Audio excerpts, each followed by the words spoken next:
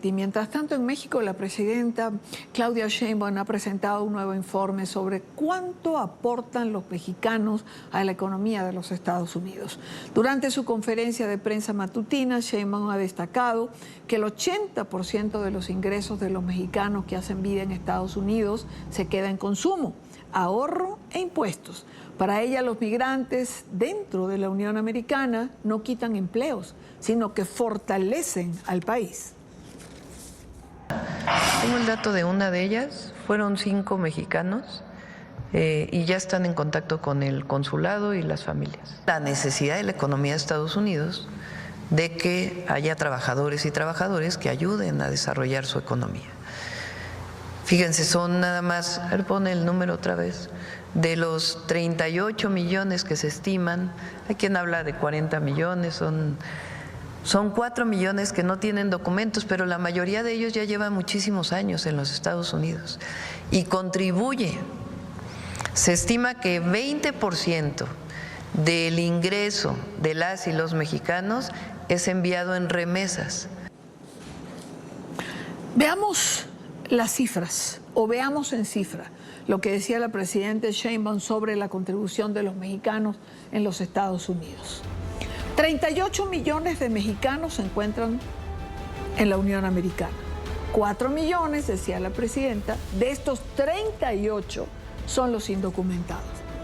20% del ingreso de los migrantes son enviados en remesas. Y esta cifra que tienen en su pantalla en el final del gráfico señala que los mexicoamericanos contribuyeron en el 2024 con el Producto Interno Bruto de los Estados Unidos con 781 mil millones de dólares. Si esto fuese un país, esta cifra, la que estamos, esa de los 700, porque la nota es 781 mil millones, si esto lo produjera un país, sería la 10ª economía más grande del mundo. De ese tamaño es el aporte de los mexicanos, pero decía sobre todo mexicoamericanos, los que están legal y los que contribuyen con su trabajo. Quiero conversar de este tema con Guadalupe Correa Cabrera, profesora asociada de Política y Gobierno en la Universidad de George Mason. Además es especialista en temas migratorios México-Estados Unidos. Guadalupe, qué gusto saludarte, bienvenida. Muchas gracias, Idania. Es un placer estar contigo y con tu audiencia. Gracias por la invitación. Yo lo primero que voy a preguntarte antes de que entremos en el informe y en otras cosas, cuando yo oigo todo esto, una redada de 800 personas, entre los cuales hay un asesino, no sé cuántos pertenecen a este grupo, aquellos a las maras, cuando vemos las fotografías en la Casa Blanca de todos estos criminales, como se les señala, y vemos que son 100 aquí, 150 allá, si se fueron 200 que mandaron a El Salvador. Mi pregunta es, cuando uno empieza a sumar, ¿cómo es que Estados Unidos vivía con tantos criminales dentro?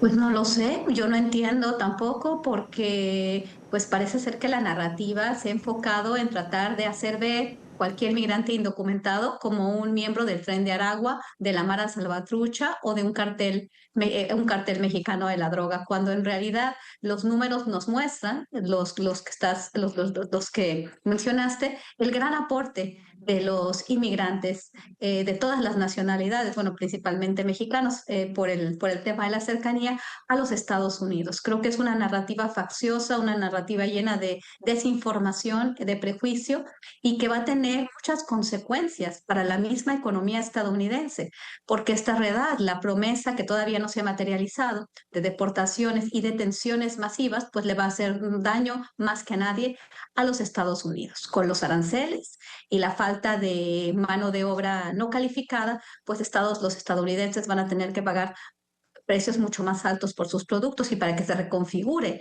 la industria en los Estados Unidos, pues todavía falta mucho tiempo, ¿no? Porque las cadenas de suministro sobrevivían de alguna manera también por el trabajo de la mano de obra no calificada. Claro, Entonces, bueno, se pinta un panorama muy oscuro para los estadounidenses. Ellos claro. están vinculando todo al tema de la seguridad y equiparando migración indocumentada con inseguridad y con crimen. Cuando esto no es verdad, entonces la solución que están encontrando para para un país seguro, pues entonces va a estar dañando la economía y los bolsillos de las personas más vulnerables, de los ciudadanos estadounidenses. Claro, lo que pasa, supongamos que hay una narrativa perversa, por ponerle un calificativo, en relación al migrante y a todo esto. Lo que pasa es que ya las cifras comienzan a no ser creíbles, porque hoy cuando yo escuchaba esto, me hice la pregunta que te acabo de hacer. Cuando uno ya empieza a sumar, es decir, lo que van sacando, eh, a ver, tantos criminales habían dentro y no se habían dado cuenta de que esto era así. No hay una estadística que respalde ya esta narrativa. Es decir, se está cayendo por su propio peso. Absolutamente. Y bueno, a eso tenemos que añadirle, ¿verdad? Los casos que se van a estar, que van a estar sumándose, como el caso de Kilman Abrego García y de una familia de colombianos que son enviados a estas cárceles de máxima seguridad para terroristas, que no solamente estamos hablando de criminales. La denominación de estos grupos, de grupos específicos, seis carteles mexicanos, Tren de Aragua y Mara Salvatrucha, aún más que el crimen organizado transnacional, estamos hablando ya de terroristas. Estamos viendo que en las cárceles, por errores administrativos, llega gente que está de manera legal en los Estados Unidos o en un proceso para revisar su situación migratoria, que no han cometido, que no se les ha procesado por ningún delito y que son enviados a cárceles para terroristas. Entonces, más allá de esta pregunta que es muy válida y es muy importante. O sea, ¿por qué entraron tantas personas que son criminales? Entonces, todas las personas que llegan del sur global son criminales per se y son miembros de estos grupos, que también hay que preguntarnos si estos grupos realmente existen y son grupos de terroristas, ¿no? Empezando con el Tren de Aragua. El Tren de Aragua fue una organización muy importante que se gestó, que se generó en Venezuela y no porque muchos venezolanos hayan dejado su país por una condición terrible política, pues van a ser miembros del Tren de Aragua. Con el Tren de Aragua ni siquiera se puede manifestar de la misma forma en la que se manifestó en Venezuela, en otros países del continente y mucho menos en los Estados Unidos por la fortaleza del Estado estadounidense. Entonces tendríamos también que poner en interrogación de si la capacidad que tiene el Tren de Aragua, de repente llegó el Tren de Aragua y todos los venezolanos ya son miembros del Tren de Aragua sin ningún debido proceso. También en este caso estamos hablando del debido proceso, porque se está asumiendo que todos de cierta nacionalidad, por ejemplo los venezolanos son miembros del Tren de Aragua, los centroamericanos son miembros de la Mara Salvatrucha y los mexicanos son miembros de un cartel de la droga. Entonces, ¿qué va a suceder? ¿No? Se tiene que investigar a cada uno. ¿Por qué? Porque estamos hablando de grupos que ya son denominados terroristas, pero haciendo estas deportaciones masivas sin el debido proceso se están rompiendo todas las reglas de un país no liberal, de un país de leyes, de un país donde supuestamente se hace justicia. Claro. Ahora, hay quien sostiene, y tú lo decías en tu primera respuesta, hay estigmatización en toda esta narrativa. En algún momento esto puede convertirse en agresión hacia migrantes, por ejemplo, si al final tienen la culpa de todo. Obviamente, de hecho, está sucediendo y ha estado sucediendo a partir de estas narrativas facciosas, a partir de este prejuicio, se genera xenofobia y se genera violencia dentro de este país.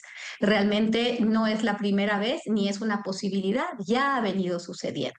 Se genera un odio dentro de la sociedad y cualquier persona que no es de este país, inclusive, por ejemplo, personas que están en los Estados Unidos legalmente, por ejemplo, en mi caso, y simplemente porque por ese estigma también puedo ser yo considerado miembro de un grupo criminal simplemente por un perfil, ¿no? Por mi forma de ser, por el color de mi piel, por mis orígenes. Entonces, esto realmente es un problema social, se está gestando un problema social dentro de la sociedad estadounidense, porque la sociedad estadounidense no solamente está formada por población blanca, sino por personas que nacieron segunda y tercera generación de latinos, de personas de muchas partes del mundo. Estados Unidos es una nación que se ha hecho grande por la migración indocumentada. Y la migración en general, no solamente la indocumentada, la migración en general. Es un país de migrantes. Es un país de migrantes que en este momento amenaza a los migrantes. ¿Hacia dónde va esto, Guadalupe? Bueno, el presidente Trump cumple 100 días de gobierno esta semana. Cuando vemos esas cifras enredadas, inmigración, suponemos que va a producirse una gran deportación en los próximos días como parte de lo que fue su promesa electoral. Pero al final, ¿hacia dónde va? Esto ha impactado ya en las cifras que tienen que ver con la aprobación al presidente Trump. Claro, y la aprobación está a la baja, porque hablamos de que Estados Unidos es un país de inmigrantes, es un país que se ha hecho grande por el trabajo de los inmigrantes y que se sigue haciendo grande, como mencioné también una de mis respuestas. ¿Qué va a pasar con todas estas personas que hacen de América grande y que van a dejar de formar parte de América porque van a volver a sus países o van a ser encarcelados? Pues entonces se van a pagar más precios porque pues realmente la mano de obra y lo que hacían ellos pues ya no va a estar disponible. Se va a generar odio y los problemas de Estados Unidos no se van a resolver porque se asume, por ejemplo, que la crisis del fentanilo tiene que ver con los carteles y la crisis económica en los Estados Unidos tiene que ver con los migrantes. No se está viendo ni se está atacando las causas de raíz de los problemas de los Estados Unidos. Simplemente con una retórica facciosa, con populismo extremo, se está encontrando un enemigo imaginario, como los carteles de la droga, el Tren de Aragua, la Mara Salvatrucha. Por el otro lado, pues los inmigrantes, que lejos de ser enemigos, son parte de América, han hecho, pues han generado riqueza y bueno, solamente se puede esperar más problemas sociales, precios más altos y obviamente una menor aceptación del presidente de los Estados Unidos, ¿no? En una economía que también ha estado en declive, un país que fue el país hegemónico, la nación hegemónica y que, bueno, está en declive y que seguirá en declive porque no se está atacando los problemas de raíz, los problemas que tiene Estados Unidos. Esta gran desigualdad, esta desindustrialización, la competencia, ¿no? que juega China, porque Estados Unidos se durmió en sus laureles, ¿no? Y con la retórica facciosa, ambientando un enemigo como son los migrantes, que lejos de ser enemigos, son amigos de esta nación, pues no se va a resolver nada y Estados Unidos va a seguir en una espiral hacia pues, seguir en declive, ¿no? Estados Unidos no es lo que era antes. Es Guadalupe Correa, profesora asociada de Política y Gobierno en la Universidad George Mason. Guadalupe, como siempre, gracias. Un abrazo grande. Gracias, Idania. Un placer haber estado con ustedes. Igual para nosotros.